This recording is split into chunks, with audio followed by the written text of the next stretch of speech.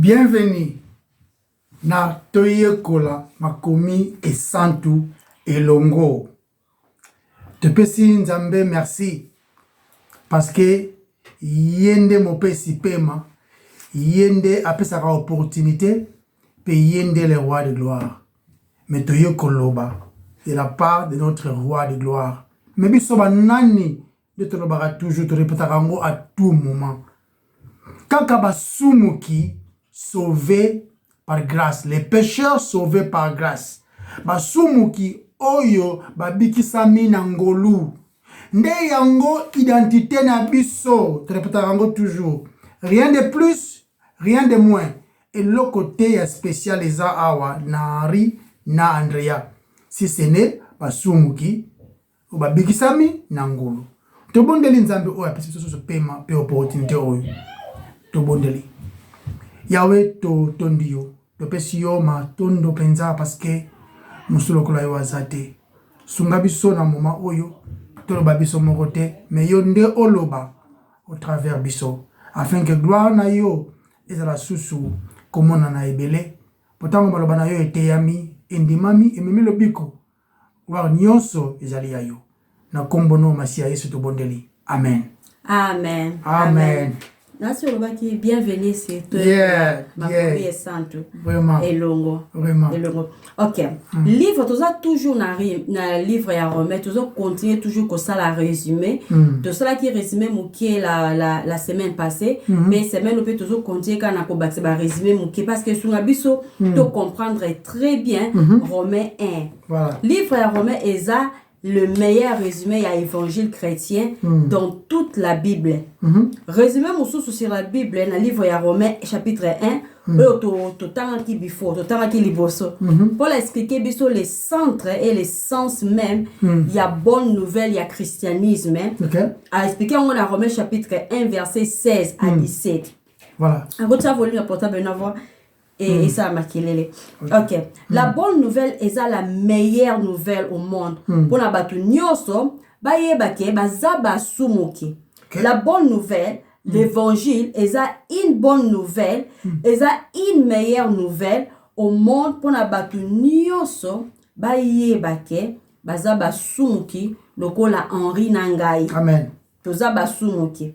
Pe eza important na biso ya koyeba importance ya kozala en règle na nzambe ya ko marcher en communion avec Dieu pe ya kozala na vie éternelle. Apôtre Paul alobaki akomaki na livre ya Romains alobaki je n'ai pas honte de l'évangile car c'est une puissance de Dieu pour le salut de quiconque croit, du juif premièrement et puis du grec.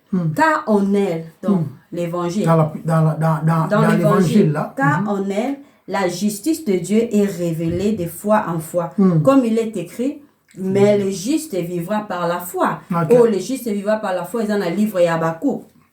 Nzambe azana désir ya makasi ya kobiki sabatu na masumu pe na kufa pe na condamnation pe na jugement na et ainsi il agit dans l'histoire. Tema ke souci ya Nzambe eza abiki sabiso na masumu abiki sabiso na kufa pe abiki sabiso na jugement et ainsi Nzambe a utilisé histoire. Il agit dans l'histoire. Mais pourquoi? Pourquoi Dieu agit dans l'histoire? Pour la nini? Pour la fournir un évangile. Histoire ya Bible mobimba, eza ko lakisa biso ke na évangile, na ba histoire, na ba situation, na histoire eza na livre na la Bible entière, eza pour Nzambe a fournir un évangile. Déjà exposition, il y a volonté en Nzambe. Yes. Une bonne nouvelle, évangile eza une bonne nouvelle. Pour ceux qui mutu alingi kotia confiance na ye na Nzambe, ata confiance na ye na Yesu Masia au moyen de l'évangile prêché sera sauvé. Amen. Paul a expliqué plus tard dans Romains chapitre 3 verset 24 à 26. Oyo Nzambe, Paul a expliqué sur Nzambe sali na histoire. Dans Romains chapitre 3. Dans Romains chapitre 3 verset 24 à 26. Tout en ordonnant résumé dans mon kémé côté na écriture après. Donc a expliqué biso plus tard dans Romains on a lobaki oyo Nzambe a sali na histoire. Oyo Nzambe a lingi to yeba ezake il a envoyé son propre Fils, Jésus-Christ, dans le monde pour vivre une vie parfaitement juste. Amen. Pe akufa na place ya basumuki, afin que tout, oyo batie confiance na ye, na bango na Yesu, pourrait être pardonné pour leurs péchés et avoir le don de sa justice. Pe bakozala libéré de la peur, de la mort et du jugement. Et sa certitude, tu as espoir na ye, encore confiance na ye totale en Christ, azali de akozwango comme cadeau. Yeah. Eza certitude, eza ba masapote. Yeah. Yango wana tango apôtre Paul a résumé qui évangile na Romains chapitre 1 verset 16 à 17 alobaki que l'évangile est une puissance de Dieu pour les salis de tous ceux qui croient. Amen. Tout en allant ndenge ni a expliqué biso na verset 17 ya Romains chapitre 1. Alors car en lui l'évangile, la justice de Dieu est révélée de foi en foi. Nini passage là qui c'est? Il là qui c'est que évangile ezakolakisa biso que dans la vie, la mort et la résurrection de Christ, il y a une justice oyo nzambe ye moko ako accomplir pona biso pe tokoki kozwa yango lokola cadeau akoki opesa biso lokola cadeau soki tolingi il faut totia confiance oza part na biso totia confiance totale en Christ. Voilà. Mais nzambe oyo azopesa don wana, il est le Dieu juste. Ok? Tant que juste wana azali ko demander azali ko bondela te ono nazo bondela non. Non.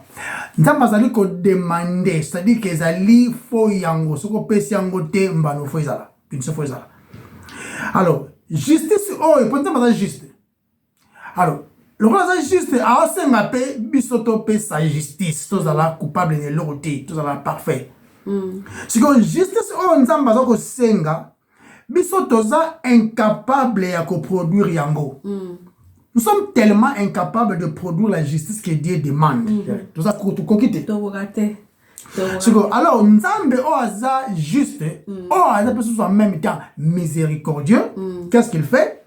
Yemoko nzambe a pesi biso justice yango mais pas par rapport à nos œuvres. Amen. Par rapport à œuvre na biso te. Mais après si nous yango afin que tu accéder yango par la foi. Donc kozwa justice wana nanzela na kondima kaka. Poni parce que zali don. C'est un cadeau que Dieu donne à ceux qui croient. OK. C'est-à-dire Christianité nde tolobaka nzambe asali nyonso oyo esengeli esalema. Nzambe nde asali nyonso. Donc, mutu a contribué à l'autre côté pour la sauver. Rien. On ne contribue à rien. Il y a une bonne nouvelle. Et ça, très bonne nouvelle. Parce que, Nzambende a pouvoir pour la biso, en Christ, bien sûr. À pouvoir en Christ, la vie, la naissance, la vie, la mort, la résurrection de Christ.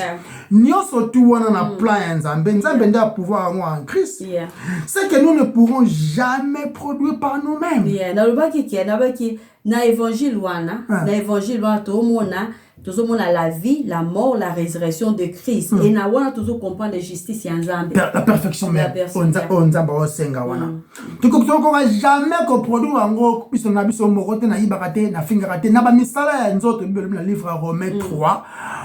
Personne ne sera justifié. Mutu ta ko bika na ba misala na biso. Amen. Déjà déjà Isaïe a combattre à le bien à lebi misala na biso bola on a biso ezali comparable na tapi o ya salité. Wana bola ba batu ba so bola ba batu isa ndengwana. Donc biso lokola ndeka na lobaki précédemment justice oyo nzamba zo senga biso neto na une fois de plus et ça et a tellement malamu biso tokoki kosala ngo te. Rien. Tokosala ngo te et puis toye kaka epa na ye poto zwa faveur oyo ye moko nzambe apesi afin que biso tobengama bana na ye ezali faveur eyate ke oza malamu ozalaka boye papa mate ezalaka faveur Dieu nous fait tozalaka qualifié na eloko te Jean-Baptiste non Jean-Baptiste alobi naza même pas digne d'ouvrir ou encore yokanga balase ezalaka mosala ya esclave donc naza même pas digne naza même pas qualifié ozalaka esclave apamba naza te. Donc nous sommes seulement acceptés n'est pas Nzambe en Christ seulement. Amen. Donc Nzambe apesa biso yango pe gratuitement. C'est un don gratuit. Donc ezaka na lobango na ba épisode passé na bêtise biblique qui passé. Un don ezaka gratuit mais quand la Bible les autres déclaré un don gratuit donc elongoli ba privilège nyonso oyo ko sala ndenge na yo ezati. Ba mérite non surtout ezati. Mais si seulement si tozali ko accéder ou encore tozali ko accéder na cadeau on Nzambe apesi biso si seulement si to arrêter c'est-à-dire que to longoli ko s'appuyer na babokasi na biso moko donc to longoli yango déjà na mesezati donc nyonso ozali ko dépendre na effort na biso to longoli yango et puis to placer confiance na biso totale bazoloba confiance totale repentance et puis confiance totale en Christ nde yango pesi biso accession ou encore to accéder na les dons parfaits on Nzambe pesi biso Jésus Christ Bible bazoloba azali la fin de la justification par la loi. Donc en Christ, pour être justifié et s'il est donc nous avons tous besoin de cette bonne évangile. Prenez tous, parce que la Bible dit tous ont péché et sont privés de la gloire de Dieu. Tous. On a la boye, titre na yo, on en a, tous ont péché et sont privés de la gloire de Dieu. Yango tous on a besoin il y a justice oyoka Nzambe apiaka afin que tu échappes dans la colère o ezali attaché na ce qui te pesite oya senga. Yango to kimi na miséricorde na oyemo apesi biso. Donc azui la justice de Christ ala tisango ba Henri na ba Andrea Nzambe ba na biso juste liboso na ye. Et ça ba effort na biso te. C'est que apôtre Paul azali ko se forcer.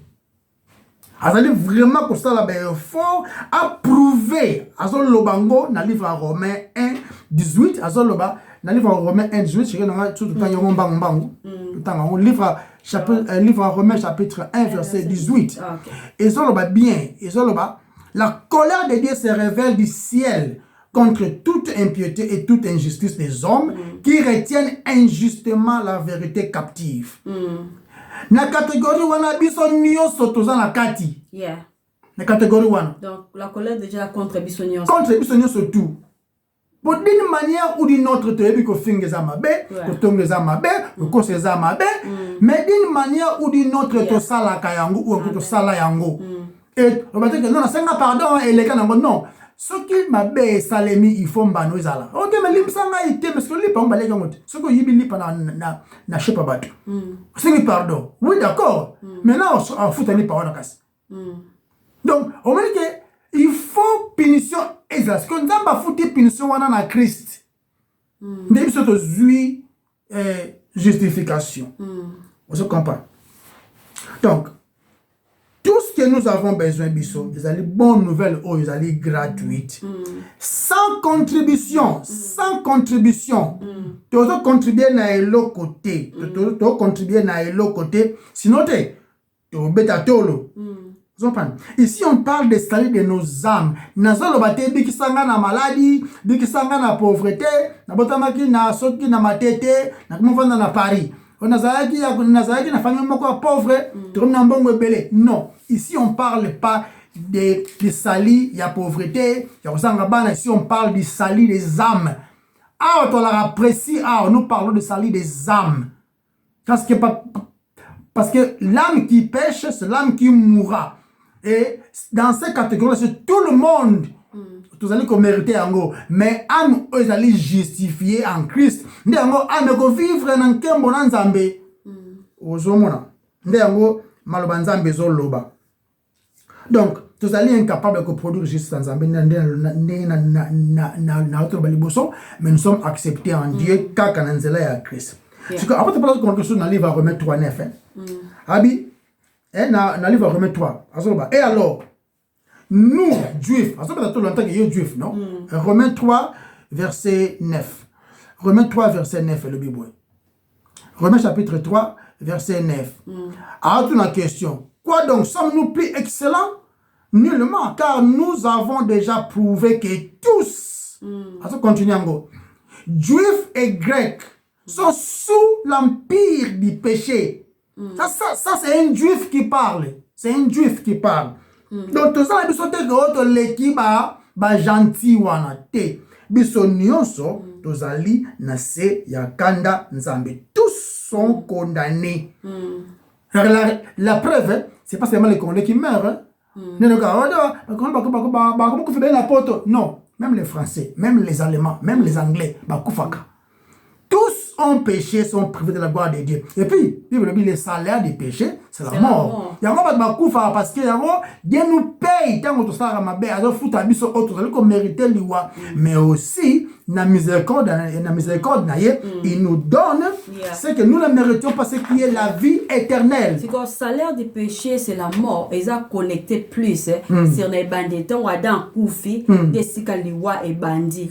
Babi kota na masuma, surtout koti na mokili. Yango pe liwa et. Mais lorsque la biso tozali pe les descendants d'Adam, yango tozali ko hériter cette punition là. Cette condamnation, cette désobéissance d'Adam. Nous hériter yango. C'est que en fait, ça c'est une exposition bengango. Exposition moko choquante awa.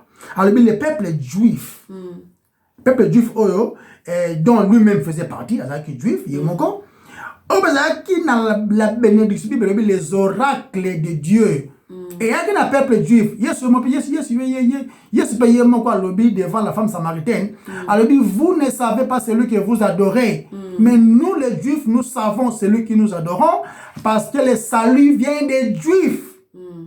Ça c'est Christ qui dit. Maintenant, après te prendre sur le awa, naba juif wana ou bazali par élection parce que nous avons pas une élection kaka. Bazali ko mérite même pas nous avons pas bango. Non, bazali peuple moko rebelle au coup dur même. Qui rejetait même Nzambe à plusieurs fois, mais Nzambe a la qui fidélité parce que Dieu est fidèle. Nous sommes infidèles. Maintenant, Azu un peuple à poni bango, avec bango ba genre nion sur miracle, genre nion sur délivrance, mais ba se rebeller kaka.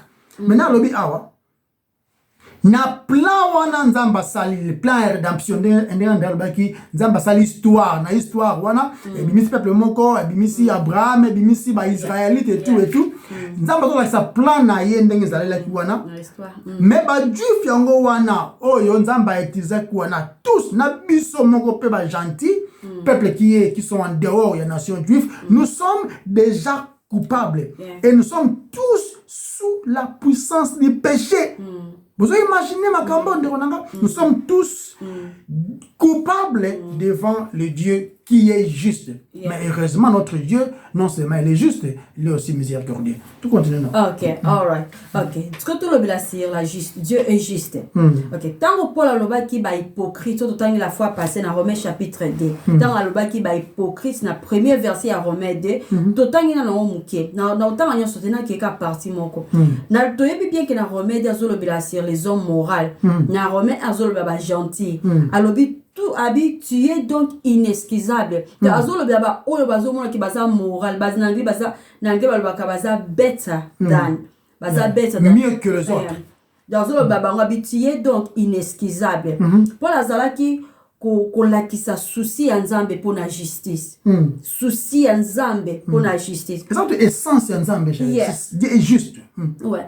Donc soki batu bazalaki na excuse légitime pour la masumu na bango pour la jugement pe hypocrisie Dieu serait injuste de le juger parce que mais but ya passage oyo eza to sala exactement oyo tomoni apôtre Paul kosala na Romains chapitre 1 verset 20 pe na Romains chapitre 1 verset 32 natanga ngo to comprendre mkita nazo ko progresser Bible lobi en effet les perfections invisibles de Dieu, sa puissance éternelle et sa divinité se voient comme à l'œil depuis la création du monde quand on les considère dans ses ouvrages. Amen. Ils sont donc inexcusables. Sans excuse. Donc, tout le monde est sur nini. Tout le monde qui apporte pour la lingi. Nini yango tout le monde awa ou apporte pour la lingi ko la kisabiso. Anga la kisabiso ke les païens sont inexcusables. Pour création, ils ont qu'on prouver existence, mais ba perfection invisible en Zambie. Amen. Dans verset 32, tout en ressources Romains chapitre 1. Alors eh bien qu'ils connaissent les jugements de Dieu. Ba yebi ils connaissent les jugements de Dieu, déclarant dignes de mort ceux qui commettent de telles choses. Non seulement ils le font, mais ils approuvent ceux qui le font. Donc, Paul a expliqué biso nyonso, ils ont concerné les gentils. Na Romains chapitre 1. Ba gentil, ba païen, ba yebi que jugement ezali. Ba zate ignorant nango, ba yebi que jugement ezali. Mutu nyonso alingara basala ye justice, n'est-ce pas? Mutu nyonso alingara justice. Mutu nyonso soki ayebi kaza, et surtout ayebi kaza innocent, akolinga basala ye justice. Akolukata juge oya cher afuta pa biki aza raison. Yes, yes. Donc Paul a la kisibiso ke baza sans excuse. En d'autres termes, tant au jugement nzambe koya à cause du péché et kozala te injuste. Non. Jugement nzambe kozala juste. Pour mutu mon côté à soulever objection légitime. Excusez ça. Côté moi bible zoroba minoko nyonso e kangama. Hein, ils là sans réponse. Mais nzambe azala que tout le monde soit menteur mais que Dieu soit juste. Yes. Dieu est vrai. Et ça bon, mutu mon côté à soulever objection légitime. Donc sikoyo. La première il y a quoi apprendre sur Dieu, et réponse naïe à l'hypocrisie, et ça que Dieu est juste. Et que son juste jugement, et à katekara naba soi-disant païen. Non. Oyo baza ko vivre na masumu. Donc jugement nzambe ya katekara ba païen oyo baza ko vivre na masumu. Baza non régénéré. Non. Mais aussi eza sur les personnes morales et religieuses. Voilà. Ba oyo baza kotala ba païen avec mépris. Donc baza kotala ba païen avec mépris, mais tout en faisant beaucoup de choses où ils ont kolakisake baza na confiance na nzambe te pe balinga nzambe te balinga nzambe te nzambe ke biso tozape bien zomote tala ba fort engagé une église non de 30 ans de ministère dans na 50 membres na terre mbongo neka la force ça non devant les to baza ko mépriser ba païen bango moko vie na bango et bazo vivre lokola sans Dieu nza baza na ba pensée na bango taza na ba décision na bango taza na ba action na bango te mais baza rapidement ya ko mépriser ba païen ba suspect tout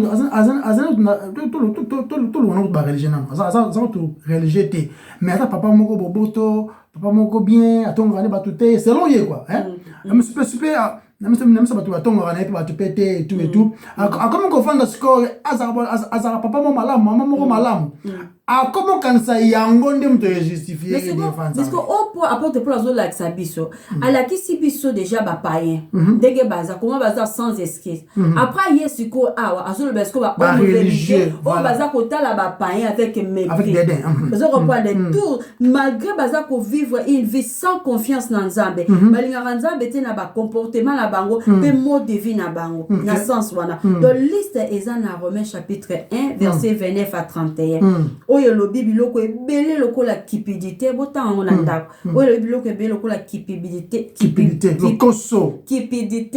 l'envie kotonga songi sans amour sans pitié etc. liste zo continuer est-ce que katina biso mo katina biso ezana mutu oyo aza si miséricordieux et plein d'amour envers les autres ndeka nzamba linga mutu moko talingaka moninga na ye ndenge amilingaka donc toza biso nyonso sans excuse yango mpo azali kolakisa biso mpo toyeba eta na biso olia kose fier na bolamu oyo bato baza komona pe ya kobomba mabe oyo pe comportement mabe hypocrisie oyo nzambe amonaka voilà ta yango na tozoba nzambe azoloba après pour la tango asa exposer molai boy pour ça qui m'a exposé molai ils m'a exposé jugement ya batu justice ya nzambe nzambe juste asa beaucoup condamné comme juste pourquoi asa la exposition munene boy parce que biso tout ça ba sumuki c'est ça la nature des hommes. La nature des hommes, c'est une nature pécheresse. Yango tozali. Yango nature pécheresse. Yango tozali. Est-ce que moi tozali ko douter que tozali asumuki? Mutu mwa pesa ngaka non asumuka asusu te bana ndima nzambe na kama ko trebicher. Nzambe abikisa aka basumuki. So trebisha so longwa na liste nzambe batu nzambe justifiaka. Pozo négliger yango. On sait non je ne fais que trebicher. Na beta kali baku moko yango te nzambe zango besoin. C'est quoi? Est-ce que peut-être tout ça va soumuki? La réponse est oui. Tout ça va soumuki, mais justifié. Il y a une différence sur quoi? Justifié. Pas ni pas chrétien. Pas chrétien. On dit Yesu. Alongolite kozala musumuki, mais a comme il justifié. Balati si lamba o isa ko mériter otuyete. Balati si yango. Parce que d'une manière ou d'une autre, tu as Romains 1:18, tu allez étouffer la vérité d'une manière ou d'une autre. Amen. Attends, ça là, une fois dans la vie, mais ça pardon, mais au foot l'ango nyongote. Tu allez étouffer yango. Tu allez retenir injustement. Prenez, parce que tu es dans la confortable.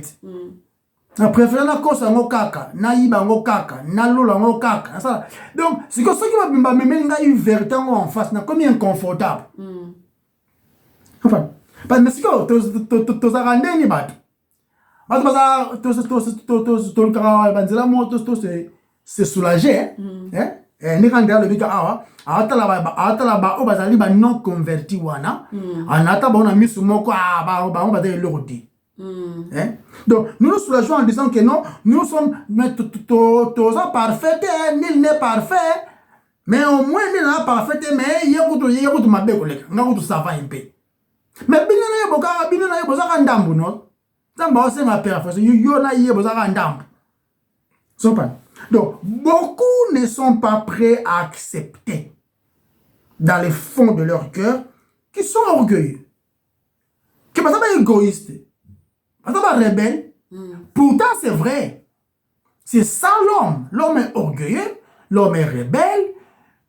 L'homme, c'est fier à Yemoko. Je dis bien, l'homme voué à lui-même. La nature de l'homme, c'est comme ça, mes amis. Si on prend Yango Sukoyo, nous avons produit des efforts nécessaires. Oyo, et ça qui est coquille. Nzambe a accepté. Et ça qui yango wana esenga mutu alongola ba orgueil wana andimaki aza mabe andimaki aza musumuki andimaki azali ko mériter punition andimaki nzamba aza juste andimaki aza na makoki te ya komi longola ye moko na la punition oyo ali ko peser le ko na ye Sopran, ne a comprendre que non, ezali mutu malade, a cancer, ba pesi ekisi. Ceux qui ne comprennent pas que y a un cancer, a négliger qui soit. Mais soit comprendre que non, tu es malade, c'est la miliki te mobulu. Ne a comme on a besoin à qui soit. Donc il faut comprendre la nécessité à salut. Voilà. Ceux qui maintenant comprendre pourquoi on a besoin à salut, le salut des âmes, le pardon des péchés, si je parle. Alors on a besoin d'un évangile, mais ceux qui doivent comprendre en gros, il y a dans les dieux de gloire, on est capable de faire sa vie sur eux, ma commis d'engler salut. Et là, ils ont annoncé que mutu, ayebi kaza masumu, aza mosumuki, mais azo mona danger te ya masumu laye. auna ka na osenga bolimbisi Yeah. senga bolimbisi te soki o comprendre te neti bana baza ko punir ye aulingaka longa la punition aloba nokaka I'm sorry aloba kaka pardon limbisanga po kaka longwa la punition bazomona te eloko ya sali danger nango mabe na yango mabe kati ya eloko ya sali ta chérie lisumu ekutaki nzambe alata nzoto aya akufa parce que Bible bien makila banyama ekoki jamais couvrir ko limbisa masumu abatu nde esenga makila ya mwana na nzambe makila ozali parfait et ya ye Christ yende sacrificateur ye sacrifice ozali accepté sans tâche as examiné non sans tâche il faut te pas nete que Pilate alors qui n'a examiné na misu na bino ba juif je n'ai pas trouvé une faute aux gens qui a mérité liwa azati donc na Christ kaka siko tout ça en réalité na histoire na bisuka na mokili le 20e siècle auto leka le 20e siècle ba andi ko banda 1900 1999 20e siècle wana et dans le bakeno ezali siècle oyo etangisi makila ebele yo sakanate makila ebele na sens que so kenetini na histoire il y a la Russie au monde ezaki il y a un monsieur on appelait Joseph Staline aboma batu ebele yo sakanate so ke na Chine Mao asala makambo ebele donc aboma batu so ke na ba Cambodge batu bakufa ebele donc so ke na ba attends ba Rwanda awa na ba Afrique au mona génocide salema ba te belé ba kufa d'une manière ou d'une autre mais ce que cousin to ba Adolf Hitler yeah tant de centre Hitler que tu passes la record il y a 6 millions de juifs mais ce nombre ils ont tout ba par rapport à rapport par rapport à rapport nzambe nda yebi nombre exact nzambe nda yebi mais ce que na makamba pasi oyo tozomona mokili eza na bato lelo baza na audace ya koloba ke non eza nango mabe eza te ya pas le mal. Il y a des gens qui sont des athéistes qui disent que non, le mal eza te. Au contraire, on peut être bien sans Dieu. On peut être moral sans Nzambe. Tout ça besoin de Nzambe. Avant au obéir la loi morale, il faut qu'il y ait celui qui donne ces lois morales. Pour me dire que le baptême va couler dans le temps que va fandaka. Et ça pauvreté me te sali bango bon manque d'éducation me te sali ke ba ko va causer ba crime wana. Non, mais c'est quoi toute la réalité. Ba te ba sala ba crime na auto tanga awa. Ba Staline, ba Mao, ba Touana, ba Hitler, ba zali ba zobate. C'était des gens ba zali na niveau moko ya éducation. Donc ce qui est éducation il y a une solution. Pour na mabe elongwa. Donc c'est que vous contredire parce que ba zali éduqué. Bazali éduqué. Tout le monde a évangile neti c'est important que mutu sana besoin de rappeler que ça musumu comme taibe ya musumu mutu sana besoin que ba pesa ka ba conseil bien te mutu fa rappeler ye aza musumu ki ata oteaka obisoso ki quadribishop yo mutu ye bande na lo toujours ato la apprécie font yeba tant que ka oza mutu déjà na mokilo ese yeba ke oza musumu ki et puis yeba ke oza na makokite ya se justifier yo moko ata oza monk ofandi soki na ba montagne kuna omona ba ninga no ba monk oza ka musumu ki po oza justifier pa ya Nzambe et esenga kaka la justice oyo Nzambe apesi en Christ yango voit même loba d'une manière audible bato bayoka mongongo wana celui-ci est mon fils bien-aimé qui fait toute ma joie na Yesu kama kambango ezali. Et ça dit. Donc, tout ça a besoin d'éducation, c'est vrai. Classe, c'est malam. Classe, aux amusala. Autant après, besoin éducation est important. Mais yango te mouto que ça la que mouto a longwa na condamnation pour au contraire kutu. Monsieur comme ça va orgueil kutu. Pour aye bien bela comme on a condamné kutu. Il y a ebi mingi ko le kaba. Donc, c'est stratégie au salama B. D'être par exemple experiment expérience. Il y a expérience et belé ça mal en toi ba série à Hitler. Na batona ba scientiste ma casse. Tala. Mutu a besoin de l'éducation. L'homme a besoin de l'intelligence renouvelée. Et l'intelligence de l'homme ne peut qu'être renouvelée par la parole de Dieu prêchée. De tote ango boye. Tote yate que oh non, famille nabino, bakanga yo, yango zora musala te, yango koma kuluna, yango zala kandumba po balagate, bakanga te, yango totolo ba to ba mutu fa la renouveler, à comprendre qu'il y a pas d'autres personnes à blâmer. Si ce n'est Yemoko, Mosumuki, Ndeko Lela, Asenga faveur ou encore miséricorde en Nzambe. Parce que Nzambe a limbisaraka kaba oyo bazali kundima bazaba sumuki. Sopan. Na totobaki les sali, les années timtoazwa kisi. Il faut non aïe avec la maladie. Les sali doit être un besoin. Ce qui n'a comme besoin de et ça la kaya ba mata kita. Donc ce qui est là comme a besoin de OK coller l'église parce que mes parents bazali qui église c'est qu'il faut se demander est-ce que vraiment naza sauver. Faut non il faut tant moko boy on a vu na yo salut comme qui besoin. Ce qui tawana yo comme qui té et mais il faut o bana. Tant mo batunyo témoignage na yo ya vi na yo. Ezala rara na famille na biso ça ke na belaki na sida na kufaki na sekwaki na zako bela na botaki te na boti ya moto témoignage de même pas Christ. Il y a des gens qui ont des 30 bâtons le bail c'est le mokobe bazana na bani belé mais qui vont finir en enfer ou que bala peut finir en enfer. Le problème c'est que tant que nous comprenons pourquoi tu es sauvé tant on répétera toujours yesu abiki sangai ye mokonzi pe mbiki sanga mitu na question abiki sa ona nini abiki sa pourquoi abiki sa peut comment faut y bango nous surtout wana donc tu comprends que ce qui nous accompagne dans nature naie à qu'on néglige naie les salés qui est un cadeau. Il faut comprendre dans nous que tout ça la dépravation, tout ça pauvre, tout ça en faillite. Tout qui même pas comme même le comme pour que se pele sans Nzambe na biso moko. Exacté. Ne to ya e pas na yé na attitude ya ba mendiant parce que lui seul est capable de nous sauver de la corruption du péché. Dieu seul peut le faire. Ba connaissance na yote yaka e pa na yé na nzela ya repentance pe kondima. Yenda ko bikisa biso. Lui seul a fait quelque chose d'extraordinaire. Na mokilo mutu moko te ba trouvaye non coupable ba bumaye. Azate si ce n'est Yesu. Yesu kazara trouvé non coupable publiquement alors, publiquement devant les juges suprêmes de l'époque où on a Ponce Pilate. Ayesu ba mona monité loko oyo mutu o akuf mutu aso mérité liwa.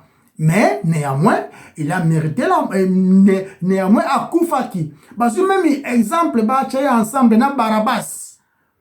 Qui a même pas besoin de justice, il y a mais, bapona qui Yesu akufa. Pani, zaki substitution, Yesu akufa na place na biso. Yesu siko, mourant à la croix, à prendre notre culpabilité, et la punition qui nous est réservée, et à pessibiso justification. À pessibiso justification.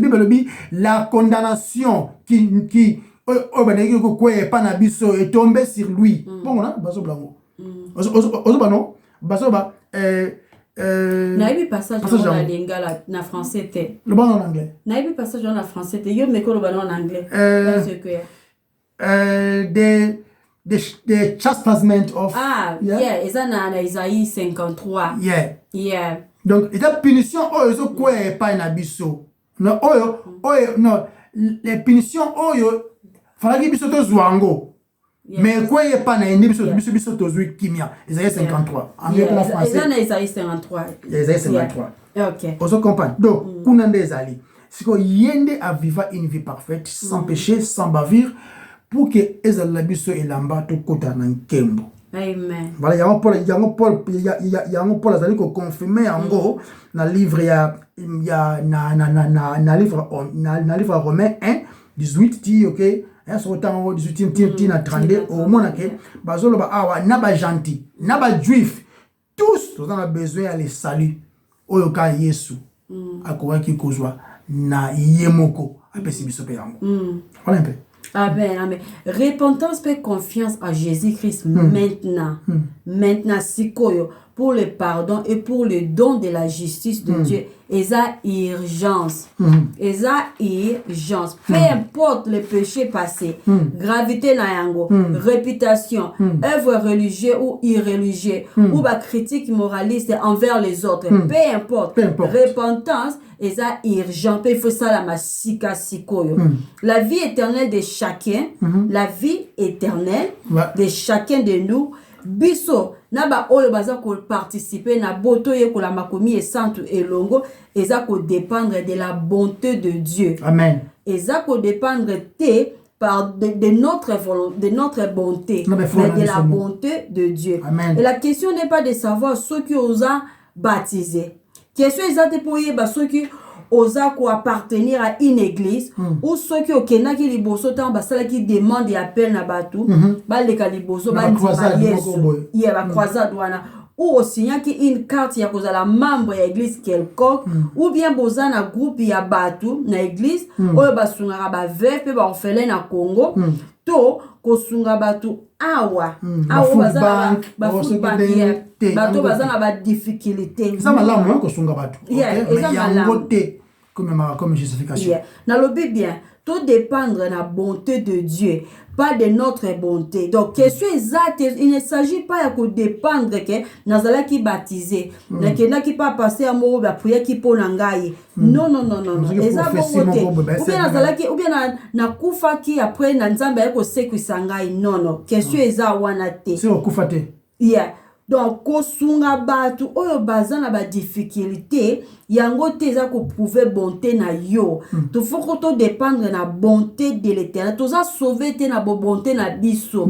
Tu za sauver pour na bonté ya Nzambe. Nzambe oyo aza monene. Oyo basala ki prophétie pour na ngana kozala mosai na Nzambe monene. Na kufa ki na hôpital kasi Nzamba la musa ki ngai. Batu baloba nanga ke batu baloba mingi ke naza intercesseuse ya makasi. Donc na prière na zanga ka intercession te. Aucune de ces choses ne sauve. Aucune de ces choses sauve. Non. Nini Nzambe aza ku mema na biso. Nini Nzambe aza ku senga na biso. Rien que la repentance. Rien que la repentance et confiance totale na bonté en Nzambe. Oza qui révélé en Jésus-Christ. Non. Oyezo senga oyezo tozala ngo besoin eza kaka la repentance oyela kisi kozala na profond changement d'esprit et de cœur afin que vous haïssiez le péché et haïssiez l'hypocrisie pour que tu peux tourner notre regard vers Jésus-Christ avec humilité et foi. Petoloba tu es mon seul espoir. Amen. Et faites-lui confiance dans la promesse. Il y a pardon, d'aide. Il y a pardon. Il y a le musungi. Il y a les sungi. Il y a donc tout dépendre de la promesse. Il y a pardon. Il y a aide. Il y a vie qu'il a acheté à sa mort. De Yesu kwa appartenir na ba oyo nyonso bandimeli ya solo. Bango bandimeli te ba te confiance na bango moko te. Ba te confiance totale en Jésus-Christ. Na bisiko tolo ba ninkas. Tolo ba ninkas na ba oyo bazali ko présenter ba œuvre na bango les œuvres morales ngandria ameka ko paraphrasant en avance. OK? Ah tozo le bela mingi baza se retrouver na catégorie wana dans la moralité des choses personne ne sera sauvé par les œuvres personne papa nga gentil na le but moto la méchant mais personne ne sera sauvé na quoi que ce soit kouta na yomoko mon tuteur za sauvé tout à l'exemple ya pharisien non pharisien telemi bazo solo là azo ba sambe la bibelobi et puis les taxes collecteurs aussi prier yo le a prier yemoko azo comparer yemoko na mon foot c'est pas quoi là kinga on na malamu na général 2 fois par semaine na pia 10 000 ngai na neti muyibi ote bibelobi mutu sumo ko yo ku do yo aloboko de l'autre côté Il n'a même pas osé lever ses yeux. Mais celui-là est parti justifier. Justifier. On ne peut que justifier ceux qui sont condamnés d'abord. Merci papa, merci maman. Zala malamu. Yesu nzambe aïka kobikisa ba oyo bazamabe. Je ne suis pas venu appeler les justes, mais les pécheurs à la repentance. Yango fait amaka tous les jours dans ba église. Tous les jours d'une manière ou d'une autre. C'est quoi? Ndenge na bitamba zo justifier ba moral ya batuté. Non. Azo justifier batu ndenge on a té. Au contraire, surtout dans le livre Ephésiens 2 où tu en Ephésiens le bas nanzela nangolu bobiki nanzela na kondima na mesalate ezali cadeau mais pour que mutu moko te abeta tolo. Par la grâce, vous êtes sauvés au moyen de la foi. Tous à la vraiment prudent. De mon côté, que personne ne vous trompe. Que personne ne vous trompe avec des discours persuasifs. Un discours rebelle, que non, papa, wana, maman, te. Clair. Nul ne vient au Père que par moi. Na yekaka. Mon côté, pas dans ce que le Père me l'attire vers moi. Mon côté, il n'y a pas de Nzambe. Ce qui Nzambe est mort bendiété. Il y a moins sur le but. Donc, ce qui Moutou a rejeté ces messages, ce qui a rejeté les messages de la grâce du salut, d'une manière ou d'une autre.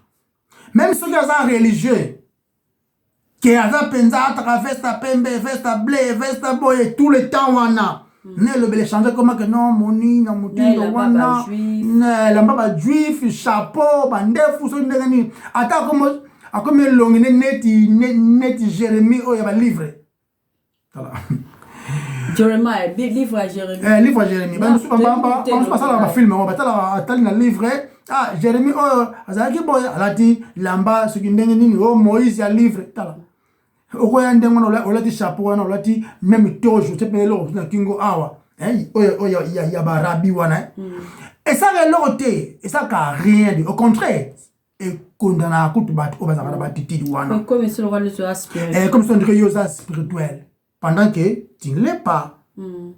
Donc il y a une longue liste de choses que prendre place selon Moutou a rejeté l'évangile de la grâce. Na orgueil alinga ngana charité te alinga abisa moi le mo pe aye moko wana ce qui Moutou a rejeté yango il y a une liste et na kambo na vie na ye tout en ngona ce que tout en livre il y a Romains chapitre 1 verset 28 ti na verset 32 ba makambo e ko zala na vie ya Moutou yango ko ba na verset 28 e bandi be comme il ne se sont pas soucieux de connaître Dieu. Dieu les a livrés à leur sens réprouvé pour commettre des choses indignes.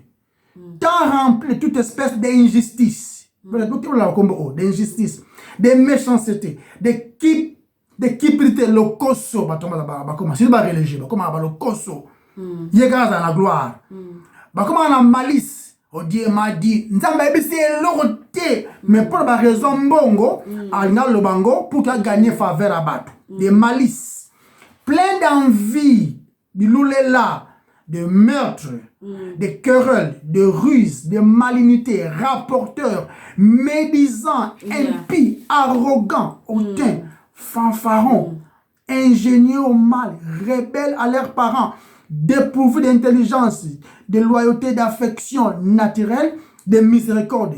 Papa, liste on est décrire. Liste on est allé décrire. Donc, ce qui m'a rejeté ma cambo, ndebo te rekoma. To koma na makambo wana parce que yango déjà li koma makambo wana te wana iza kati ya mutu yango biko to koma bona na sens que to bana komi kosa que to ça malamu mais en réalité oyo ndeto banda ko exposer et bimaka te yango ça ka déjà ça c'est dans l'homme déjà et l'ongwara kaka ou encore comme aka couvert si l'intelligence est renouvelée ou accepter condamnation à nyonso oyo de ozu justification parce que Toutes ces choses, ne yango yesu akufa na ekulusu afuta yango déjà. Donc ce qui vous doit comme régénérer et le Saint-Esprit a fait kati na biso nde désir ko ina biloko e kokoma. Voilà. Orgueil okoma ko inango, okoma ko kelepa nzambe akangolo nango. Donc to longola biso moko notre propre justice. To longola notre propre justice parce que simbate en se comparant aux autres, OK? Ils sont sans espoir. L'homme est sans espoir. Les hommes sont sans espoir. Beaucoup de gens se rendent dans l'église. Tout le temps. Mais en réalité, les gens sont chrétienté. Parce que, même dans l'église, mais dans la chrétienté. Parce que pour la chrétien, il faut obotamayasika. Non seulement obotamayasika. Sorry, ça m'a. Les gens qui sont net baye baraji na plus un exemple les na Nigerian mo be ya kotalanga awa to zaika ko partager tout ningi skana kenda na pesi et combo église na kenda kazaki vraiment ne sewa bien ngapi nazo ko faire partie église même combo église wana na Afrique surtout tout soit na masolo na ngeka na yeba témoignage na Yesu qui a sauvé abali ko pesa ngabali ko lobake non ngani aza boye na botama chrétien to yebi ke mutu moko ti abotama chrétien donc prouver comment eza ignorante akoli na ba pensée wana ko croire que eza chrétien parce que depuis abotama make na église non on devient chrétien parce que danger yango ke mutu yebi ke akoli na église ata mukolo moko te atikala ko mona nécessité ya sali na vie na ye mais azana moi connaissance biblique wana a ko utiliser pour na lobake naza sauver naza chrétien danger yango. Donc pour être chrétien, il faut l'année de nouveau. Dans le livre Jean 3:16, Jean 3, le solo à Nicodème na Yesu, ok nango. Et puis, il y a évidence, il y a une nouveauté de vie. Évidence, il y a une nouveauté de vie. Il faut mis ça là et mon Bible, vous les reconnaîtrez. C'est-à-dire que ceux qui ne sont pas renouvelés, vous allez les reconnaître par leurs œuvres. Désir ya kolobela c'est Christ, désir ya kotanga la Bible, désir wana ya kozala pe naba livre naba chrétien mususu. On a besoin ba tuba yeba c'est la bonne nouvelle ou rendre yo libre. On a besoin de gagner. Au église mamu ba dinga kenanga na bonanga problème. C'est l'église vraiment. C'est l'église. Danger ka kezaka ke mutu akoli na église na ba penser na ye ki azo que croire que aza sauvé malgré nécessité à salir et ce que lui cause na vie na ye. Ne soyez pas hypocrites. Ne soyons pas hypocrites. Tous à la sincère en nous-mêmes. To lemba ko juger baninga mususu to porter doigt sur biso moko. Dès que tu comprends que les standards notre bag la fa passer, les standards à jugement ils a Yesu. Tant on a la Yesu des standards na koi, tant na koi na ye pas na miséricorde. Mais si on a les moninga na moninga nga likit, nga tout ça va. Yo tout matru. Ti ndina na comprendre pensate. En faisant cela, condamnation. Andrea a insisté, c'est la bonté de Dieu. C'est la bonté de Dieu, la bonté de Dieu nous pousse à la repentance. Parce que la bonté de Nzambe a gardé en vie tous les jours. Et ça reste comme slogan, que Nzambe attend parmi les vivants. Il y a une raison pourquoi attend parmi les vivants. Et ça pour que vous allez sauver. Où il y a la repentance, c'est pas naïf. Donc, tout se repentir, avant, il y a trop tard. Tondima Yesu, tondima ye. Et puis il y a la mise en garde, nzamba appelle ça, na ba faux prédicateurs. Peut-être ils allaient na ignorance, OK? Nzamba appelle ça, nzamba zo loba. Malheur na bino ba oyo, na batei o bozali ko détruire pe ko panza oyanga yi libota. Totalement vite fait na livre Jérémie chapitre 23. Jérémie chapitre 23, Bible zoloba clair. Raison nazo pointango awa. Voilà, raison nazo pointango abi malheur aux pasteurs qui détruisent et dispersent les troupeaux de mon pâturage, dit l'Éternel. C'est pourquoi ainsi parle l'Éternel, le Dieu d'Israël, sur les pasteurs qui paissent mon peuple. Vous avez dispersé mes brebis, vous les avez chassés, vous n'en avez pas pris soin. Donc dans l'église, pasteur a été abinoté repentance, a été abinoté ma promesse, oh comment vous ce qui est problème, ngambe tu marakambe tu musawana, mamonini, Ah, tu l'as précis. Ce qui nous dérange, c'est les péchés. C'est les péchés. Péché des maladies. Péché des maladies. Il y a capable, les médecins par excellence. De Christ. Ce que vous avez pasteur au thé, là, un modèle, ou un senga au pinza. Soit, on se repentir. Ce moyen s'appelle les bas côté, parce que à chaque fois, on se téaka. Oza komi lukela ka kanda nzambe likona yubi bilobi basi bozali ko bakisa kanda likolo kanda. À chaque fois, on bête ma solo ya yomoko, sans qu'on manifeste révérence dans le roi de gloire, cherchant à plaire aux gens, cherchant à satisfaire les besoins des gens, les besoins terrestres, en donnant des espoirs qui ne sont même pas fondés. Ozo bakisaka kanda ya on senga. Ce qui peut y avoir modèle wana, que ono ma addiction ya famille, bate ya ma solo wana kaka. Na so répéter une fois de plus, but bolongwa wana. Boya na repentance. Toya na Christ na repentance. Parce qu'il n'y a pas un plan B. Plan B est athée. Donc, ne prêchez pas les bonnes œuvres. C'est pas de l'homme. Ce côté, il y a des bonnes œuvres.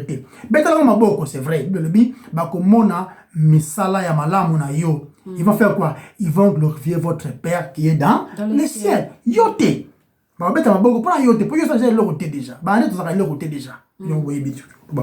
Donc, nous devons prêcher les œuvres bonité pour recevoir les salis. Qui n'a combolaka, fosa fosa la mosali, vient servir, beta drum, beta mbunda, te yango te te sauver. Si so sala makambona ya nazo repétant il fait le plus batoué, tout se repentir, tout y a na Christ, na nzela ka ya repentance, pe condé. Parce que Dieu est juste. Il a qu'ici, il faut punir ma bé. Donc, condamnation. Aux mérites, autres ango. Mais Dieu est miséricordieux. Il a qu'ici, hein? Tozilobiko. Les salis immérités. Yende a sali nyonso. Et quand on est encore en vie, les salis coulent encore. Donc, avant, on yemba nzembo moko yom tenga o yemba. Ça l'analyse. Yeba que audience na yo les à Christ sala analyse nzembo na zo yemba yesu na vani na audience wana est-ce que est plaire nzambe ce qui te réponds-toi yaka pas à Christ sinon te obeta ba voya bien et même pas tenir pas et même sauver on peut y péter. Donc voilà autres gens besoin de malelo donc avant quand tu na yoso toujours ça là il faut yeba toujours audience et ça la nzambe tout ça là audience na bato en prêchant ya ko évangéliser ya ko yemba nyoso to sala ou bien ko kombola ndaku nyoso to sala donnez votre corps que audience na biso il faut ezala nzambe bible na Romains 12 to offre notre corps comme un sacrifice vivant. Donc nana na ye apesa bobo na biso et nous vivons pour lui. Tika nzambe azwa lokumu parce que yende apesi paiement pour la journée lelo to bon delinza. Yawe totondi yo parce que yonde mokonzi mobateli moyenge bene mosungi musukula yo azate alobana yo ebimi lokola mbula ekwei ils ont raté ça pour sa mabele pe bot samilona ozali nzambe qui a permis maloba oyebima izali maloba ngala koma yango te na participa pété na nyonso na plan nyonso tout yondo zali auteur nyonso yo permettre maloba oyo ezala inspiré comme mama surtout tanga peut partager na baninga. Parce que les salis, les aka nanzela no masiyaso. Sunga nyonso akoka maloba oyo yawe. Eza la réflexion. Eza kati atali alekisi ou like. Ya mutu tozango besoin. Tozanga besoin ka ba like te. So tu pona yango kaka ba like na bango kututé. Mais eza la ema ba na réflexion afin que ba une repentance. Parce que yonde bon na gloire, puis yonde vous allez les sauveurs aussi capables de condamner. Mais au lobby, vous allez couper sa miséricorde. Couper sa miséricorde. C'est que gloire nous sommes allés ayo. Na kombo no masia Yesu to bondeli. Amen. Amen. Amen. Bye bye. Let's wait. Bye bye. Bye. Bye bye. You can end here. Yeah. Press end.